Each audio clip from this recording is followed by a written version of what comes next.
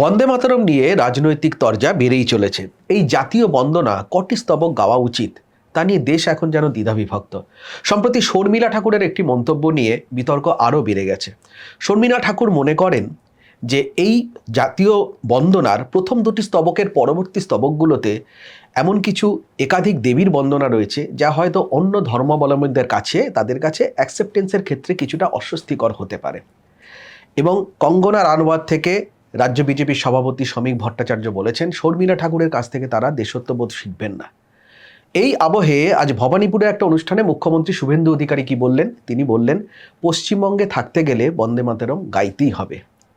বঙ্কিমের বন্দে মাতরম কি কোথাও গিয়ে রাজনৈতিক মেরুকরণের হাতিয়ার হয়ে যাচ্ছে? কথা বলবো, আমার সঙ্গে রয়েছেন দ্য ওয়ালের editor in chief Shankhadeep Das. আমি শর্মিলা ঠাকুরের প্রসঙ্গটায় পরে আসছি। আজ মুখ্যমন্ত্রী বললেন যে রাজ্যে থাকতে গেলে বন্দে মাতরম গাইতেই হবে। এটা পশ্চিমবঙ্গের জন্য কতটা প্রাসঙ্গিক? এখানে গাইবেন না এমন কোনো ইস্যু কিন্তু এর মধ্যে কিছু ওঠেনি। দেখো, পশ্চিমবঙ্গের জন্য কিছুটা প্রাসঙ্গিকতা রয়েছে, যে কারণে মুখ্যমন্ত্রী শুভেন্দু অধিকারী এই কথা বলেছেন। তার কারণটা কি? তার কারণ হচ্ছে যে অতীতে বামফ্রন্টের জমানায় বা মমতা বন্দ্যোপাধ্যায়ের জমানায় স্কুলগুলোতে মানে জেনারেলি গাওয়া হতো, কিন্তু মাদ্রাসাতে এই বন্দে মাতরম গাওয়া নিয়ে সংখ্যালঘুদের একাংশে আপত্তি ছিল। যেহেতু এখানে মায়ের বন্দনা করা হয়েছে দেশ, তো ওরা তাদের যে ধর্মের প্রশ্ন তুলে তারা অনেকেই আপত্তি করতেন যে গান গাওয়া হবে না। তো সেই জন্য পশ্চিমবঙ্গের প্রেক্ষাপটে এটার কিছুটা প্রাসঙ্গিকতা রয়েছে। বর্তমান সরকার অর্থাৎ শুভেন্দু অধিকারী সরকার আসার পরে পশ্চিমবঙ্গের মাদ্রাসাগুলোতেও কিন্তু এখন বন্দে মাতরম গানটা গাওয়া হয় বাধ্যতামূলকভাবেই। ফলে যেটা মমতা বন্দ্যোপাধ্যায় আগে কোনোদিনও হতেই পারে যে রাজনৈতিক কারণেই বাধ্যতামূলক করেননি, সেটা কিন্তু আর কিন্তু তোমার কোনো মাদ্রাসা থেকে এই স্বর আসছে না যে না আমরা গাইব না। তাহলে এটা আগেই হতে পারত, তাহলে আগে কেন হয়নি? এখন তো নয়, গোটা গানটা গাওয়ার ব্যাপারে কথা হচ্ছে যে পুরো গানে সবকটা স্তবক গাইতে হবে। কিন্তু আগে তো আমরা স্কুলে কি শিখেছি? আমরা তো স্কুলে দুটোই স্তবকই গাইতাম। জেনারেলি সব জায়গাতেই দুটো স্তবক গাওয়া হতো। এবং আমি দিল্লিতেও দেখেছি যে সরকারি অনুষ্ঠানেও যে গান বাজানো হতো বা গাওয়া হতো বা যন্ত্রসঙ্গীতের মাধ্যমে সেটা উপস্থাপন করা হতো, সেটা যে দুটো স্তবকই করা হতো। তো স্কুল আমরা তাই শিখেছি। কিন্তু এইটুকুনিও যে মাদ্রাসাতে হতো না, তো এইটা তো মমতা বন্দ্যোপাধ্যায় ইচ্ছাকৃতভাবেই সেটাকে জোরাজুরি করেননি। সেটা দুটো কারণ হতে পারে। একটা রাজনৈতিক কারণ হতে পারে, আর একটা কারণ হতে পারে যে তারা গান করতে চায়নি, সে তাদের ইচ্ছার উপর করে আর জোর করে করেননি। কিন্তু বর্তমান সরকার এটাকে বাধ্যতামূলক করে দিয়েছে এবং এখন প্রতিটা স্কুলে জনগণ মন অধিনায়কও গান গাওয়া হয়, আবার তার সঙ্গে বন্দে মাতরমও হয়। এবং প্রতিটি স্তবক আমরা যেমন মাঠে দাঁড়িয়ে প্রেয়ার করতাম, মর্নিং প্রেয়ার করতাম, সেইটা এখন প্রায় উঠে গেছে। কারণ গরমের সময় এত গরম, আর সেই এতটাই মাঝখানে এখন গরমটা বেড়ে গেছে, চড়া রোদ, বাচ্চারা মাঠে দাঁড়িয়ে থেকে, খোলা মাঠে দাঁড়িয়ে থেকে রোদে অনেক অসুস্থ হয়ে যাচ্ছে। শিক্ষকরা সেই ঝুঁকি নিতে চান না, কারণ তাতে অভিভাবকরা আবার স্কুলে চলে আসবে। আবার বর্ষার সময় একটা সমস্যা আছে। তো এই কারণে এখন মোস্টলি স্কুলগুলোতে মাইকে বাজে, মানে সাউন্ড সিস্টেমে বাজে, এবং বিল্ডিংয়ে ঘরে ঘরে বাজে, একসাথে বাজে, এবং সবাই ছাত্ররা উঠে দাঁড়িয়ে সমবেত সঙ্গীত তার সঙ্গে গলা মেলে। কোনো অসুবিধা হচ্ছে না। মাদ্রাসাগুলিতেও এখন বাজছে। তো মুখ্যমন্ত্রী আজকে যে কথাটা বলেছে, সে কথাটা যে ওই প্রেক্ষাপট যে আগে যে হতো না, এখন পশ্চিমবঙ্গে গাইতে হবে। এর ভেতরে তুমি যে বলছো যারা মেরুকরণের পলিটিক্স আছে, সেটা আছে। সেই মেরুকরণের বিজেপি যদি আজকে বলে যে মেরুকরণের পলিটিক্স করবো না, এটাই তো তোমার বিজেপির কাছে এটাই এক্সপেক্টেড। আমি তো এর ভেতরে কোনো রকেট সায়েন্স দেখতে পাচ্ছি না, এর ভেতরে কোনো রহস্য নেই। কংগ্রেস এখন এই যে বিজেপি একটা উগ্র জাতীয়তাবাদ বা জাতীয়তাবাদের রাজনীতি এবং হিন্দুত্বের রাজনীতি করবে, এটাই তো স্বাভাবিক। বরং এর বিপরীত স্রোতে হাঁটতে গিয়ে লালকৃষ্ণ আদবানি হাত পুড়িয়েছিলেন। তিনি জিন্নাকে ধর্মনিরপেক্ষ বলেছিলেন, পার্টি তার থেকে দূরত্ব তৈরি করে ফেলে। পরবর্তীকালে পার্টি দেখে যে না, 2009 সালের লোকসভা নির্বাচনে আমাদের তো ভাই আর মুখ্য প্রধানমন্ত্রী পদপ্রার্থী নেই, এই প্রবীণ মানুষটিই রয়েছে, তখন একে আর এত বিচ্ছিন্ন করে রাখা কেন? তার ফলে সম্ভবত বারাণসীতে RSS এর একটি বৈঠকে স্থির হয় যে না, লালকৃষ্ণ আডবাণীকেই প্রধানমন্ত্রী পদপ্রার্থী করে বিজেপি ভোটে যাবে। এবং সেই ঘোষণাটা আবার একটা কথা বলতে বলতে অন্য জায়গায় চলে যাচ্ছে, একেবারেই বলতো না, সেই ঘোষণাটা আবার করা হয় 2007 সালে, 2009-এর লোকসভা ভোট 2 বছর আগে করা হয়। ঠিক 2007 সালে যেদিনকে গুজরাট ভোটের ফলাফল ঘোষণা করা হবে তার প্রাক সন্ধ্যায়। কারণ RSS এবং বিজেপির মধ্যেও তখন একটা সন্দেহ ছিল যে নরেন্দ্র মোদী ওই ভোটটায় জিতে গেলে তিনি প্রাইম মিনিস্টার হিসেবে দাবিদার হয়ে উঠবেন। তো খুব খুব মানে মেটিকুলাসলি ঠিক যেদিনকে 2007 সালের সম্ভবত 12ই ডিসেম্বর, আমি যদি ভুল না করি, ভুল হতেই পারে, এতদিনের কথা, প্রায় 19 বছর আগের কথা। এবং এটা মজার কথা, আমার নিজের ঢাক পিটিয়ে বলতে পারি। না তুমি বলো। এই খবরটা হচ্ছে যে দ্য ওয়ালে বলছি কেন, আমি যে সংবাদপত্রে কাজ করতাম আনন্দবাজার পত্রিকায় এই খবরটি আমার ন্যাশনাল এক্সক্লুসিভ স্টোরি ছিল। বিজয় কুমার মালহোত্রার বাড়িতে একদিন দীপাবলির একটা আড্ডা ছিল, মানে সাংবাদিকদের ডেকেছেন, ওই আড্ডার সময় একজন RSS এর নেতা এটা আমায় বলেছিলেন এবং খুব কনফিডেন্সের সঙ্গে সেটা বলেছিলেন। তো আনন্দবাজার পত্রিকায় সম্ভবত ওটা 5-এর পাতায়, তার মানে ছোট করে ট্রিটমেন্ট হয়েছিল, 5-এর পাতায় 3 কলমে। কারণ আনন্দবাজার কাগজেও তখন যারা দায়িত্বে ছিলেন, আমি তাদের কাউকেই এই ব্যাপারে দোষ দেবো না, একটা তো ঝুঁকি থাকে যে এরকম ভাবে লেখার।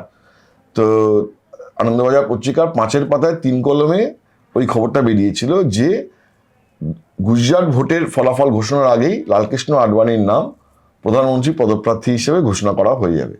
তো এটা আমি অনেক ডিটুর করে ফেলছি, কোথায় বন্দে মাতরম থেকে শুরু করে, এটা শেষ করো, এটা আমি লোভ সামলাতে পারছি না, ফিরে আসবো বন্দে মাতরম। তো গুজরাট ভোটের যদি ওই 12 তারিখই সম্ভবত ছিল যে ফলাফল, 12 তারিখটা আমার যদি ভুল হয় মার্জনা করবেন, কিন্তু মোট কথা গুজরাট ভোটের যে ফলাফল ঘোষণা যেদিনকে হবে তার আগের দিন সকালবেলা আমার ঘুম থেকে উঠে মনে হলো যে আরে কালকে তো ফলাফল ঘোষণা, আজকে তো এখনো পর্যন্ত হলো না, অফিসে মুখ দেখাবো কি করে? কারণ আমাকে অফিস প্রশ্ন করবে যে তুমি যে এত প্রত্যয়ের সঙ্গে লিখেছিলে যে ডেফিনিট করে যে তার আগে হবে,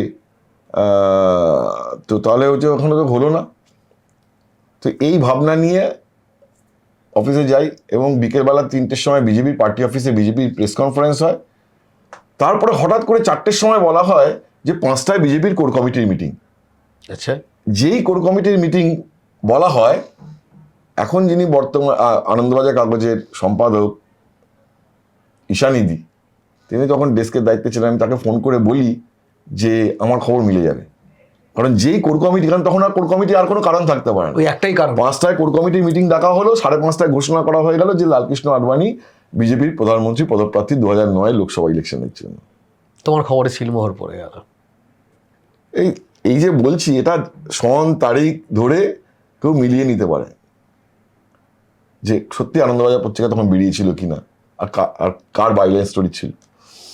তো এটা পরবর্তী সময়, এটা আমার আগ্রহ, পরবর্তী সময় খবরটা কি 5-এর পাতা থেকে প্রথম পাতায়? হ্যাঁ, যেদিনকে ঘোষণা হলো সেদিনকে এটা প্রথম পাতায় এলো। এবং এটা নিয়ে আমার একটা দুঃখ আছে, সেটা হচ্ছে যেদিনকে প্রথম পাতায় খবরটা অরিজিনাল অ্যানাউন্স হলো সেদিনকে আমি আর খবরটা লিখতে পারিনি।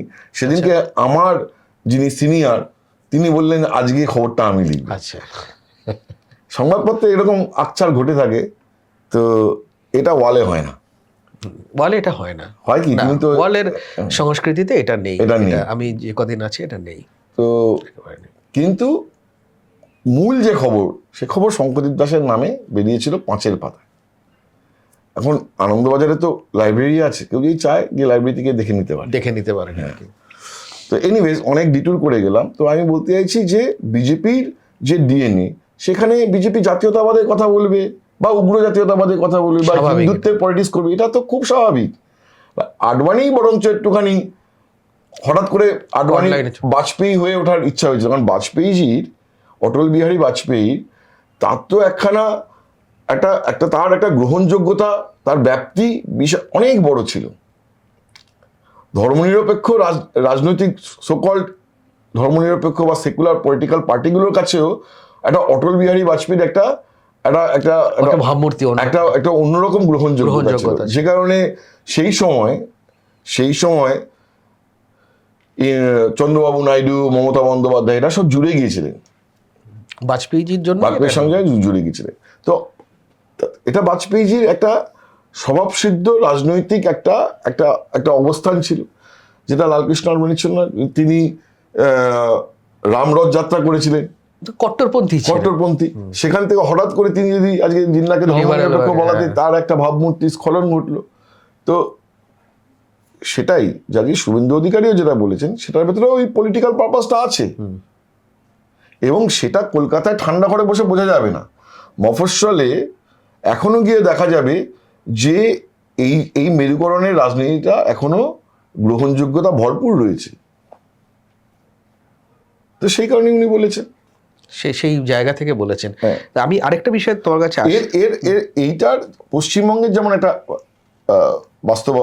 বাস্তবতা রয়েছে, ন্যাশনাল পলিটিক্সের একটা আমি বাস্তবতা ওটাই রয়েছে। আসছিলাম তোমার বলো। কাছে। হ্যাঁ, না এটাই তুমি যে ন্যাশনাল পলিটিক্সেও তো এটা একটা বাস্তবতা রয়েছে বা এই কন্ট্রোভার্সি তুমি দেখো, ওখানে যেহেতু একটা বিল এনে সংসদে যে জাতীয় সঙ্গীতের পাশাপাশি এটাকেও সমমর্যাদা একটা কোথাও গিয়ে, এবং সেখানে আবার কংগ্রেস স্বাধীনতা দিবসের দিন কংগ্রেস এই কটা স্তবক গাওয়া হবে এটা নিয়েই তো তরজা, এবং কংগ্রেস অফিসে দেখা গেল যে এটা একটা বিতর্ক রয়েছে যে দুটি স্তবকের পর নাকি সোনিয়া গান্ধী খার্গেরা বাধা দিয়েছিলেন, যদিও পরবর্তীবারে বলা হয়েছিল যে সেটা নয়।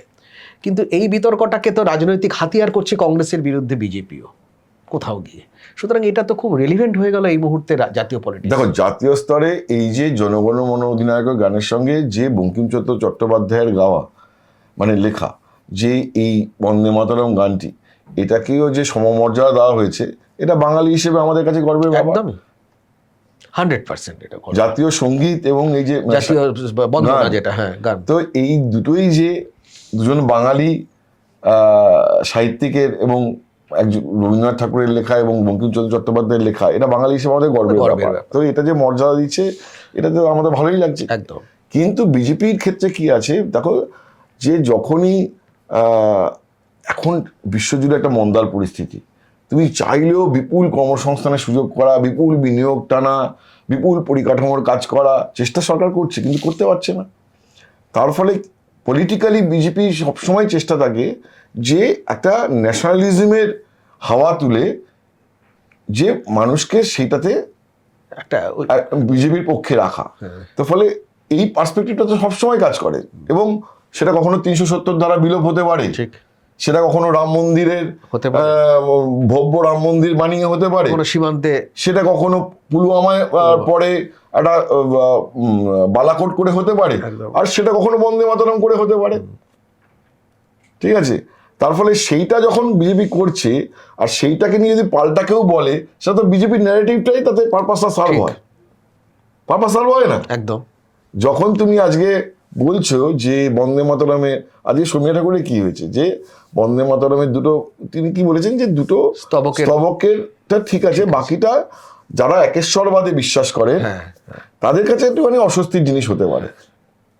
তো তিনি তার কথা বলেছেন, কিন্তু এইটা নিয়েও যখন বিতর্ক বাড়িয়ে, অ্যাকচুয়ালি তো সেই হিন্দুত্ব, সেই জাতীয়তাবাদ প্রাসঙ্গিক থেকে যায় একেবারেই। ফলে আজকে যদি সোনিয়া ঠাকুর না বলতেন, আজকে যদি বন্দে মাতরম নিয়ে আর কেউ কোনো, এই যে সোনিয়া গান্ধীর যে জেস্চার, যেটা বিজেপি কংগ্রেস বলছে যে স্টেজ ম্যানেজ করার জন্য বলেছেন, উনি গান বন্ধ করতে বলেননি। তো এই বিতর্ক যদি না হয়, তাহলে তো প্রাসঙ্গিক রাখা যাবে না। একদম। সুতরাং রাজনৈতিক ডিভিডেন্ডের একটা জায়গা তো এখান থেকে রয়েছে, রাইট, কোথাও গিয়ে শুধু। কিন্তু আমার মনে হয় যে একটা জায়গায় এই রাজনীতি নিয়ে আমার কোনো আপত্তি করার জায়গা নেই। যার রাজনীতি তিনি করবে, সে সেটা করবে, মানুষ গ্রহণ করবে কি করবে না সেটা মানুষের ব্যাপার। তুমি এইখান থেকে বসে পডকাস্ট করে সেটাকে নিয়ন্ত্রণ করতে পারো না, সম্ভব নয়। কিন্তু আমার শুধু একটা জায়গাতেই মনে হয় যে শর্মিলা ঠাকুরকে নিয়ে যে কঙ্গনা রানাওয়াত যা বলেছেন, কিন্তু বাংলার রাজনীতিতে বা বাঙালি মননে, শিক্ষিত বাঙালি মননে বিশেষ করে, বা সবার মননে আমি বলছি যে শর্মিলা ঠাকুরের একটা জায়গা আছে, একটা গ্রহণযোগ্য। সেইখানে শর্মিলা ঠাকুরকে যদি আজকে যদি এমনভাবে বলা হয়, তাহলে কোথাও একটা বাঙালি সেন্টিমেন্টও হার্ট হতে পারে। তো ফলে এই যে ফাইন লাইনটা, যে বন্দে মাতরম বিতর্ক বা বন্দে মাতরম গাইতে হবে পশ্চিমবঙ্গে হুঁশিয়ারি, সবাই এটা ঠিক আছে, সেটা বিজেপি পলিটিক্সের জন্য ঠিক আছে, কিন্তু এইটা করতে গিয়ে যদি একটু শর্মিলা ঠাকুরের বিরুদ্ধে যদি বেশি বলা হয়, তাহলে আবার সেই ফাইন লাইনটা অতিক্রম না করে যায়, ঠিক। যে এটা না আবার বাঙালি সেন্টিমেন্টটাকে হার্ট করে ফেলে। একদম একদম, বাঙালি আবেগ একটা কোথাও, বিশেষ করে একটা শ্রেণীর মধ্যে কোথাও গিয়ে। বাঙালির সব হিন্দুই তো কট্টর হিন্দু না, উদার হিন্দুও আছে। একদম। এবং শর্মিলা ঠাকুরকে কেউ ওরকম ভাবে দেখেন না, তাকে একটা খুব একটা পরিচ্ছন্ন, একদম পরিশীলিত পরিশীলিত তার একটা স্পষ্ট ভাবমূর্তি রয়েছে, ঠিক আছে। নবাব পাতাউদ্দির সঙ্গে তার বিয়ের পরেও তাকে কেউ ওই রকম দৃষ্টিভঙ্গিতেও দেখেনি না, বা শর্মিলা ঠাকুরের যে ব্যাকগ্রাউন্ড এখানে, বা বাঙালি হিন্দুদের মধ্যেও একটা শর্মিলা ঠাকুরকে নিয়ে সমাদর রয়েছে, এখনো পর্যন্ত রয়েছে। তো সেইখানে ওই ফাইন লাইনটা আমার মনে হয় অতিক্রম করে গেলে কোথাও বাঙালি সেন্টিমেন্ট না হার্ট হয়ে যায়। সেটা হলে কোথাও গিয়ে একটা রাজনৈতিকভাবে আবার বিজেপির জন্য অস্বস্তির একটা। কিছুই হবে না এখন তো বিজেপি মানে একটা একটা গ্রোথ ট্র্যাজেক্টরিতে আছে এবং পশ্চিমবঙ্গে। বিজেপি চাইছে এটাকে প্রাসঙ্গিক রাখা, যতটা হোক, জাতীয় বলো বা রাজ্যে বলো। কিন্তু হয় কি যে কখনো কখনো ঘটনা হয় কি যে ছোট ছোট ঘটনা যেটা আজকে মনে হয় যে খুব একটা এফেক্ট ফেলবে না, সেটা এরকম 10টা ঘটনা মিলে একটা এফেক্ট পড়ে যায়। আমি তোমাকে একটা একদম শেষের দিকে, এবং আমি এখন তোমায় যে প্রশ্নটা করব সেটার একটা অংশের উত্তর তুমি দিয়েছো আগে, তাও আমি বলি যে বিজেপির কাছে আর কোনো এজেন্ডা 2029 সালের আগে কি কম পড়িয়ে আছে, যে এই বন্দে মাতরমটাকে নিয়ে এত কেন চর্চা, এত কেন সেটাকে কন্ট্রোভার্সির জায়গায় নিয়ে যাওয়া, বারবার করে একটা কোথাও তো বন্দে মাতরমের অ্যাকসেপ্টেন্স নিয়ে কোথাও কারো কোনো প্রশ্ন ছিল না, এই স্তবক গাওয়া নিয়ে বিতর্ক, এবং সেই জায়গায় বিজেপি এটাকে, এই ন্যারেটিভটা কেন জিইয়ে রাখতে চাইছে এত করে? না, আমি তো বললাম যে দেখো, তুমি 2014 সালে প্রধানমন্ত্রী নরেন্দ্র মোদী কেন্দ্রে সরকার গঠনের পর থেকেই কিছু না কিছু ভাবে একটা এই ন্যাশনালিজম, হিন্দুত্ব এর একটা ইস্যু একটা নির্দিষ্ট সময়ান্তরে ঘুরে ঘুরে এসেছে, কোনো না কোনো ইস্যু, ঠিক আছে। যেটা আমি বললাম যে কখনো সেটা বালাকোট হতে পারে, কখনো সেটা সার্জিক্যাল স্ট্রাইক হতে পারে, কখনো সেটা রাম মন্দির হতে পারে, কখনো সেটা 370 ধারার বিলোপ হতে পারে, কখনো সেটা হতে পারে অভিন্ন দেওয়ানি আইন, একদম, ঠিক আছে, আবার কখনো সেটা বন্দে মাতরম। তো এইটা তো পিরিয়ডিক্যালি ফিরে ফিরে আসে, কারণ হচ্ছে যে নতুন নতুন করে মানে ওই জাতীয়তাবাদের বিষয়টাকেই রাখা, যে নতুন নতুন মোড়কে আনা, মানে নতুন নতুন বিষয়কে নিয়ে আসা করে ওই মুদ্রা বিষয়টাকে রাখা। এটা তো বিজেপি সবসময়ই করেছে। বিরোধীরা কিন্তু বলছে যে তোমার জেনজির আন্দোলন বলো, দ্রব্যমূল্য বৃদ্ধি বলো, নানাবিধ সমস্যা থেকে মানুষকে দূরে সরিয়ে দেওয়ার জন্যই তুমি যে কথাগুলো বলছিলে, যে জাতীয়তাবাদের একটা, এই তুমি আজকে বলছো বিজেপিকে, মমতা বন্দ্যোপাধ্যায় কি করেছে? বাংলা বাঙালি সেন্টিমেন্ট এবার ভোটেও কি করেছেন, তার আগেই বা কি করেছেন? বাংলা নিজের মেয়েকেই চায়, বাংলার বিরুদ্ধে দিল্লির জমিদার, ঠিক আছে, বহিরাগত, এবারও বাংলা বাঙালি। এই বাংলা বাঙালির মোড়কে চাকরি চুরি, দুর্নীতি, সিন্ডিকেট রাজ, তোলাবাজি, এগুলোকে সব ঢেকে দেওয়ার চেষ্টা করেছেন। এই এসআইআরটাকেও নিয়ে এসেছেন বাংলা বাঙালি, বাঙালির ওপরে দিল্লির আঘাত, সবটাই বাংলা বাঙালির মোড়কে এনেছেন। তো আজকে যদি বিজেপিকে দেখি ন্যাশনালিজমের জন্য, মমতা বন্দ্যোপাধ্যায় বাংলা বাঙালি করেছেন। বাংলা বাঙালি, আরে বাংলা বাঙালি তো এই তোলাবাজির শিকারও বাঙালি, চাকরি চুরির শিকারও হয়েছে বাঙালি, সিন্ডিকেট রাজের শিকারও হয়েছে বাঙালি, তো সবই তো অনুন্নয়নের শিকারও বাঙালি, শিল্পায়নের অভাবের শিকারও বাঙালি, কিন্তু সবটাকে তিনি বাংলা বাঙালির আবেগ দিয়ে ঢেকে দেওয়ার চেষ্টা করেছেন। তো পলিটিক্সে তো এই কৌশল থাকেই। এবার সেটাকে কোয়েশ্চেন হচ্ছে কতটা মানুষ নেবে, কতটা মানুষ নেবে না। যেমন এবারে গিয়ে মানুষ, পশ্চিমবঙ্গে মানুষ বলেছে অনেক ভাই বাংলা বাঙালি হয়েছে, এবার মাফ করো। একদম, বাংলা বাঙালি ইস্যু এবার কোথাও গিয়ে এখানে ক্লিক করেনি। আসল ইস্যু কি হয়েছে? চাকরি চুরি, তোলাবাজি, সিন্ডিকেট রাজ, অনুন্নয়ন, নারী নিরাপত্তা সব এসে গেছে।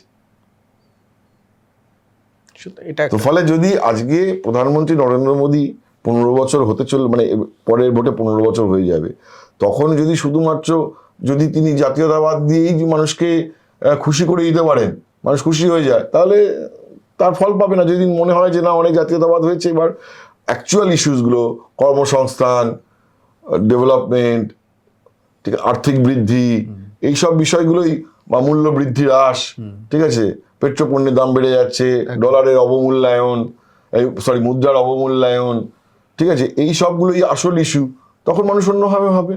একেবারেই। তবে এটা ঠিক যে বন্দে মাতরম এই মুহূর্তে রেলিভেন্ট, একেবারেই বন্দে মাতরম ইস্যুটা রেলিভেন্ট। একই সঙ্গে রবীন্দ্রনাথ ঠাকুরের জনগণ মনর পাশাপাশি বন্দে মাতরমকে একই সমমর্যাদায় যাওয়া, সেটা আমাদের বাঙালি হিসেবে আমাদের কাছে একটা গর্বের ব্যাপার, নিঃসন্দেহে গর্বের ব্যাপার। আর পশ্চিমবঙ্গের পরিপ্রেক্ষিতে কেন বন্দে মাতরম প্রাসঙ্গিক, কেন শুভেন্দু অধিকারী এই বিষয়টাকে আরও প্রাসঙ্গিক রাখছেন, আশা করি আমাদের আলোচনা থেকে সেটা আজ উঠে এসেছে।